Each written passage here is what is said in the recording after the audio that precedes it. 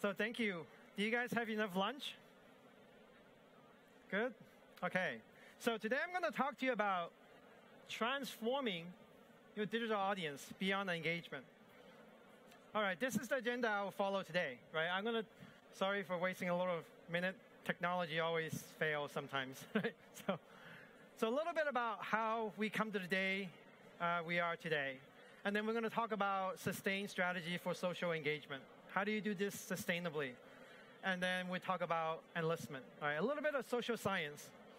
So in order to see where we're going in the future, it's a good way to kind of see how we come to be the way we are today, okay? So if you roll back time a few hundred years, there is a time when all business transactions happen in one place. Basically, that's the market. Okay, that's the market, okay? So everything happened in the market. All business transactions happen in the market. Whether it's an issue with the trade or exchange or questions about the product, they all happen there. So the problem, this is all very good, but the problem is that technology came and disrupted the market. First type of technology is basically transportation, right? Transportation basically allows people to do business with other people who are much further away. So as a result, the market grew bigger, right? This is good. And another technology that came is basically communication. So communication allows companies to operate at a much, much more greater efficiency. What does that mean? That means companies also become bigger, right? And you say, what's wrong with this? This is great, right? If I have a big company in a big market, that's perfect. But the problem is this also creates a problem. It created an artificial problem because it artificially separated the market from the company, right? So as a result, as far as most of us can remember, most business operate in what we call the two gears model. There's this acquisition and engagement. All business have to acquire customer and monetize them, all right? Okay, so you say that's all very nice. So for the past few hundred years, this is all what's been happening. And companies have focused on what we call the transactional efficiency, right? The better you could do, you could transition from acquisition to monetization, the better you are. And a lot of the big enterprises in this world are doing a very good job at this today. So the problem is technology advancement doesn't stop, right? There's always disruptive technology that comes up all the time. And the next wave of technology that came and disrupted this is basically social media. Now, social media is actually very disruptive. Anybody actually heard of this book, Clue Train Manifesto? Some of you have, right? So it predicted that social media is going to be very disruptive even before social media become mainstream. This book actually published in 1999, before there were Facebook, before there was Twitter, all right? So the main thesis of this book is that the market is changed again. The market is no longer consists of individuals. The markets are conversation, all right? So let me ask you guys, where do you think people are having conversation today? People have conversation on social media, right? All right? Now, if you are a very pragmatic-minded CEO or business owner, what would you do? Most of you will probably reason that, okay, if the new market is conversation and people are having conversation on social media, then all I have to do is just acquire on social media, right? Reasonable, perfectly reasonable. So even though the market landscape have completely changed, people are still doing this.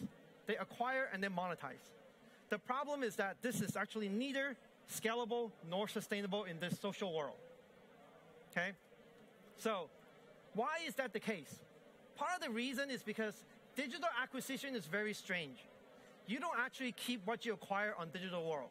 You may run a really, really successful marketing campaign and you think you get 1 million followers or 1 million fans. You don't keep any of those fans. Mark Zuckerberg still keep all those fans for you, right? So what are you actually acquiring? What are you actually acquiring when you acquire a customer? When you say acquisition here, you don't actually acquire a customer yet. What you're acquiring here is you're acquiring people's short attention span. All right? It's true that while you capture their attention, you can monetize them. But people's attention shift away very quickly, right? Does anybody know what's the average attention span of adult Americans? It's about 8.25 seconds. That's shorter than the memory of a goldfish. Goldfish actually have a memory of 9 seconds. Believe it or not, okay? So what does that mean? That means, yes, you can monetize them while you capture people's attention, but people's attention shift very, very quickly. What that means is you have to spend the money that you just earned for monetizing to require them back, right? You have to spend the money you just earned to reacquire your customer back, right? Reacquire their attention. So can you see how this is not sustainable? Not very sustainable, isn't it? Okay. Well, so how do you turn this two-gear model into a sustainable business strategy? So I had the pleasure to work with Jeffrey Moore on this problem. And so for those of you who don't know, Jeffrey Moore is one of the most respected technology advisors in the Silicon Valley. So he's also the author of, some of the most well-known business classics. So basically, we fiddle around with this a while and say, well, with the two-gear, it's just not going to work. With two-gear, it won't work, okay? We have to have 2 extra gear. And those 2 extra gear, the first one is engagement. I think a lot of you already know that, okay? So what does engagement do? Engagement basically helps you sustain your monetization. What happens when you're engaged with your customers? You capture their attention for longer period of time, right? Perfectly reasonable, right? So therefore, you can monetize them for longer. Okay, that brings us to the second gear. What do you need for the second gear is that you need enlistment. So enlistment is a fairly new concept. It's about leveraging your customers to help you do work that's normally done by an employee. For example, advocacy, right? Word of mouth, right? Those are concepts that already exist, right? But you could do much more with enlistment. I'm going to talk about that later, okay? So what does enlistment do for you? Enlistment basically help you scale your acquisition. Why does it help you scale? Because for any company, typically you can have many, many more customers than you can have employees, right? So if they're helping you talk about your product and messages, it's much more scalable. Not only is it much more scalable, it's actually more effective because today, very few people trust brands' message anymore. Okay, people trust other people. So not only does it help you scale, it's actually more effective. So when you have all 4 of this gear all spinning together, you basically have a positive feedback loop, and that creates a viral loop. And that becomes a sustainable business strategy, right? But there's one caveat. The caveat is that all 4 of the gear have to spin, right? If any one of the gear slows down or comes to a halt, then the whole viral loop cannot go faster than the slowest gear. Can you see that? Right? Okay. All right, so... All right, basically, companies have a lot of practice with acquisition and monetization. They have hundreds of years of practice with acquisition and monetization. What they haven't have is basically engagement and enlistment. So how should you think about engagement and enlistment? So 5 years ago, many companies still don't know why they need to engage with their customers. But today, 5 years later, every company I talk to know they need to engage. They may not know what the best way to engage or how to engage or who to engage, but they all know, they all agree on one thing, is that they need to engage their customer. All right? So enlistment today is like engagement 5 years ago. Today, companies don't know about it, don't know why they need to do it. But as you can see, this is actually a critical ingredient in this feedback loop, right? It's the gear that closes the feedback loop that allow you to transform your business strategy into a sustainable strategy, right? Okay, so how should you think about engagement and enlistment? So engagement and enlistment are basically 2 ends of a spectrum. Unlike most people think, engagement is actually not just one thing. It's actually many, many things. Right? Engagement includes consumption, right? Watching a video, reading a blog post, right? Sharing, retweeting, right? All those are forms of engagement, right? They go deeper and deeper, right? And then they become, say, starting liking, +1, all the repinning all your stuff. So all these are different forms of engagement. They become deeper and deeper. Eventually, they start creating content for you. And then even co-create product and services with you, right? by the time when they're actually co-creating product and services with you, they are definitely enlisted. Remember what I say enlistment is?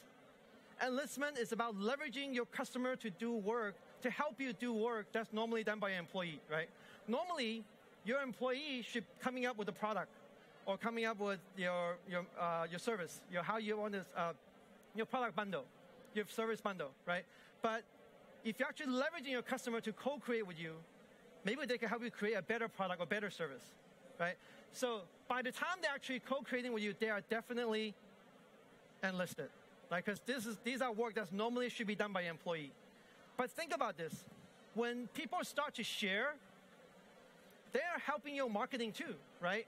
So the way to think about this is that enlistment is just the deepest form of engagement, right? When you get engagement, engage them deeper and deeper, they become enlisted, right? And engagement is just a really, really shallow form of enlistment, right? For example, with sharing, and maybe not really consume. Consuming doesn't really have that feedback, right? So when they actually start with sharing, they're already enlisted, okay? So this is just two ends of a spectrum. So let's take a look at some example, okay? So I'd like to take a look at the first example where you actually leverage your customer to help you create content, right? So this is done by, when you have a total community with a shared interest. So this is an example of what we call Barclay actually created this community, a travel community, for people to share their travel stories, right? And of course, they have this Arrival Barclay card. So it's a credit card for travelers. So on this community, people can share and create hundreds and hundreds of stories. There's actually many, many stories up there. If you go on that website, there's even a widget that tells you how many stories being shared that day, okay? So if you actually go behind this community, and look at all the data behind it, you will see that if you look at this past 6 months, right, there's actually many stories being shared, like, 105,000 of stories being shared in this 6-month period, right? So that's almost 600 stories a single day, right? Think about this. How many marketing writers, how many bloggers do you have to hire to write 600 stories a day? That's your ROI there, okay? So this is a case where you are leveraging your customers to help you create content, right? And essentially, it drives marketing, it drives eyeballs to the site, right? Awareness of the Barclays Arrival travel credit card, and it drives SEO. Okay, so let's take a look at another example where you actually are co-creating, okay, with people, with your customer, right? So this is another amazing story from Barclay, where you are co-creating a product and services with your customers. Something wrong? Hello? Uh-oh. I think technology doesn't like me today. Something is not working.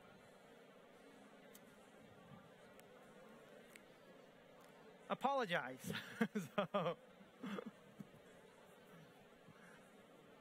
In the meantime, are you guys enjoying Cebit so far? Yes? Give me a nod. There you go. It's my first Cebit experience, so it's very exciting. So many stuff going on. Okay, now we're back. So this is a case where Barclay Cloud is actually leveraging their customer to actually design a credit card for them, a co-design, right? Everything about this credit card is crowdsourced, right? Even from the design, the look of it, right? All the penalty, all the payments, how they, all the terms and conditions are actually crowdsourced from the community, okay?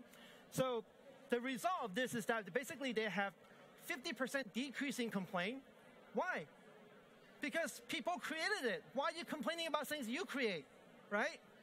And moreover, people love this card.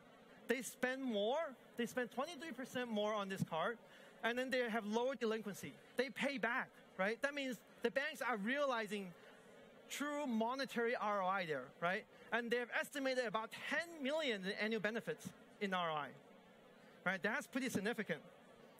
So what they have achieved is done through a total community with a shared purpose, right? The purpose is to create a credit card that you love. It's crowdsourced. It's your credit card. It's yours because you created it, All right? Okay. Now, in both of these cases, we talk about the concept of this total community. What is this total community anyway? Okay, to understand what a total community is, we have to understand what is a community first. Okay, so let's take a little digression, right, and try to answer this question from a sociologist's perspective. From a sociologist's perspective, the difference between a social network and a community depends on what holds this group of people together. A social network is a group of people. A community is also a group of people. But the difference is what holds this group of people together. Okay? A social network is held together by pre-existing interpersonal relationship. Okay? So your Facebook is a social network. It's held together by personal friendship, right? LinkedIn is a social network because it's held together by professional relationship. Community, on the other hand, is held together by a common interest, right? So in the case of Barclays, right, so they have a community about sharing travel stories. That's a common interest. Everybody go there to share stories. In the other case where they're creating a crowdsourced credit card, that's the common interest there, okay? Now, it doesn't mean that social network doesn't have a common interest. They may have common interests, right? They may have common, but that's not required. Think about your own social network. Look at your Facebook. Look at all your Facebook friends. I'm sure some of your Facebook friends have common interests with you. And I'm pretty sure that some of them don't have common interests as you do, right? What are you going to do with those friends who doesn't have a common interest with you?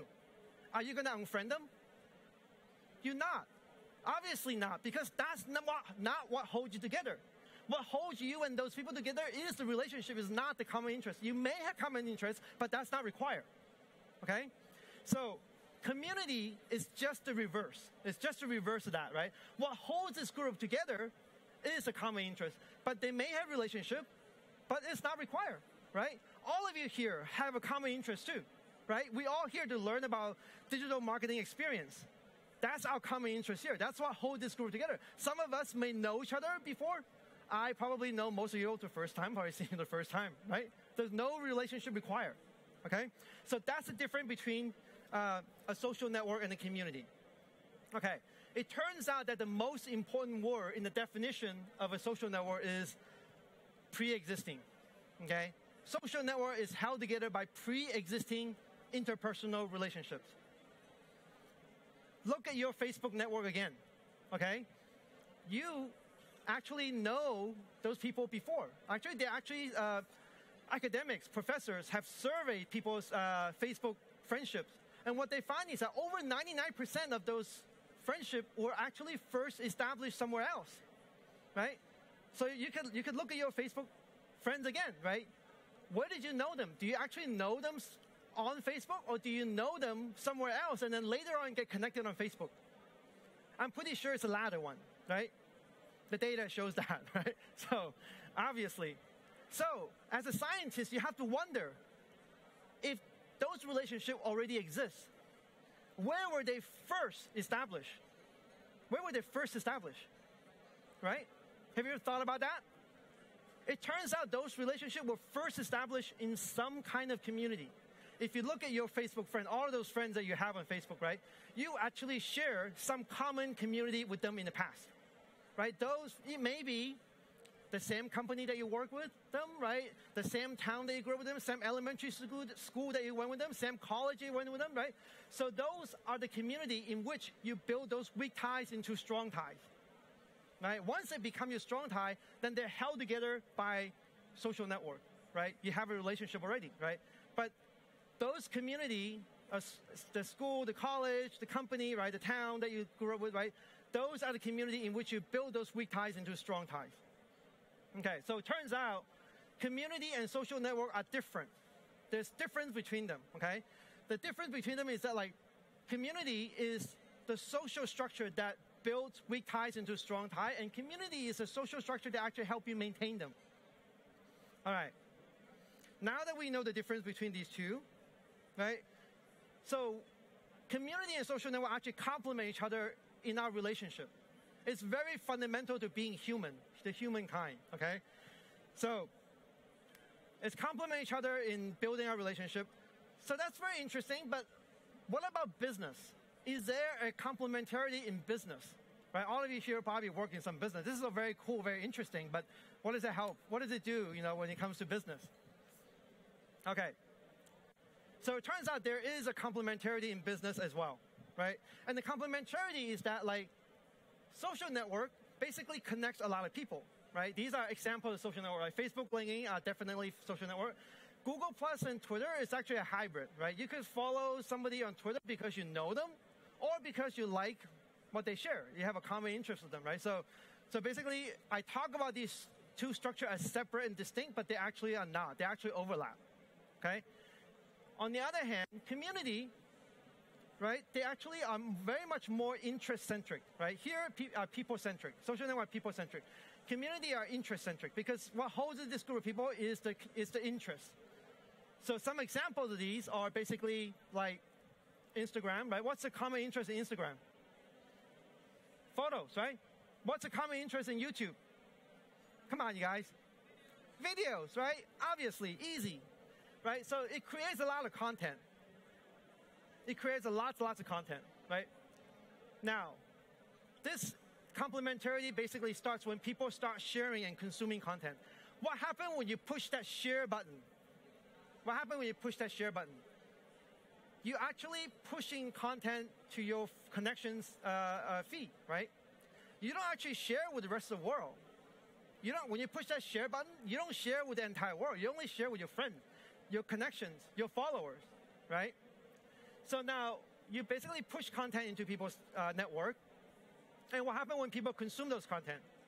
When people consume those content, people get pulled back into these community of interest, right? So even though today many social networks actually allow you to consume content on the platform, but if you want to watch more of the same video or read more same type of blog or see more of the same type of photos, you have to go back to where these contents are being generated. Now you go back to the community, all right? So this push-pull dynamic, right, is actually what created virality. It amplifies your content and it creates virality, right? Without one or the other, you will not have virality. Think about all the viral content that you know of. They are usually created in some community of interest, and then they get shared into people's social network. Okay? That's what happened. All right. So now that you understand the difference between community and social network, let's come back and take a look at what is a total community, right? So here, you have to ask yourself, what is the true community for a brand? Ask yourself that question. Basically, the question that you have to answer is that who are all the people who have a common interest in the brand, right? Who are those people? Well, basically, there's several group of people, right? Certainly, customers are have an interest in the brand, right? Prospects have an interest in the brand, right? But is that it? How about employees, right? Employees certainly have an interest in the brand, right? And how about influencers, right? How about product experts?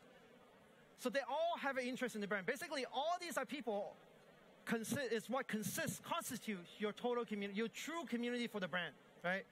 So these people can be anywhere. Basically, customer can be on your online community. They could be outside in the social web. They may not even know the community exists, right? So this space here is basically what we call traditionally an online community in here, right? And then these employees may be inside your company too, right? And then you have influencers who are outside, right? So these people may be everywhere. So a total community is basically the true community of your brand. And you have to engage with them wherever they are, whether they're inside your company or outside in the social web. All right? So keep in mind, in order to get to enlistment, true enlistment, you need to engage your total community, right? There's no way to co-create a crowdsourced credit card if you only rely on customer. Somebody inside the company have to make that happen, right? You have to have you have to engage everybody who have a common interest in this brand. All right?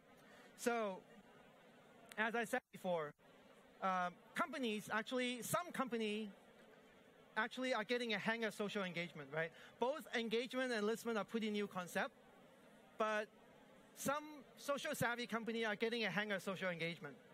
And when they do that, they basically realize, tens of millions of fans and followers, or tens of millions of likes, and maybe even tens of millions of impressions. What comes next is basically enlistment, right? What happens when you actually are able to enlist people? You are not just going to get tens of millions of likes. You're going to get tens of millions of dollars, okay? Just like Barclays did. So with that, if you want to read more about this topic, I've written a couple of books. They're called Science and Social, 1 and 2, right? You could get them here. And if you also want to have conversation with us, we have a little booth right there right on the side. So with that, I'm going to open up to questions. Thank you for your attention.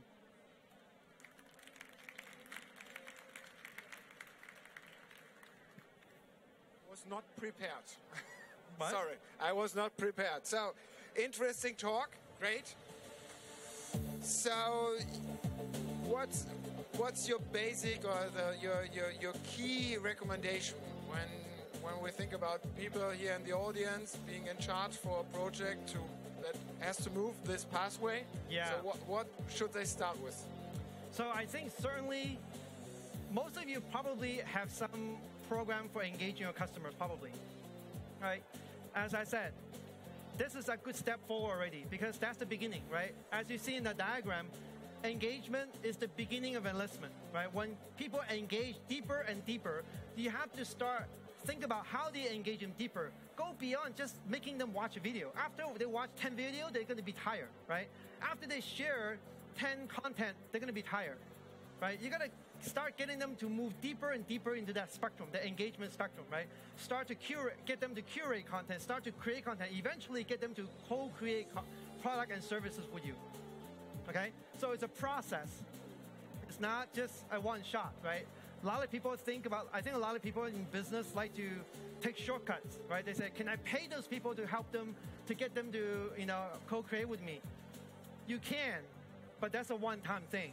They're not going to co-create with you forever, okay? So it's a process. Great, and who's in charge for the process? What do you think? So who would be the best person in charge in the company to drive this process? Yeah, so it depends on what kind of enlistment are you doing, right? So if you are in the case of, so there's actually many examples I didn't actually show here. For example, there's another company, Lenovo, a computer company, they sell laptops. They basically enlist their customer to create knowledge base, right? So in that case, you can actually, people who's in charge can be a VP of support, right? So in the case of Barclays, is the digital transformation team, right? So it can be anybody in the company, right, who want to engage a customer deeper, right? The important thing is engage them deeper, beyond just sharing and liking stuff, beyond likes and shares, right? So, great. Thank you, Dr. Michael Wu. Thank you very much.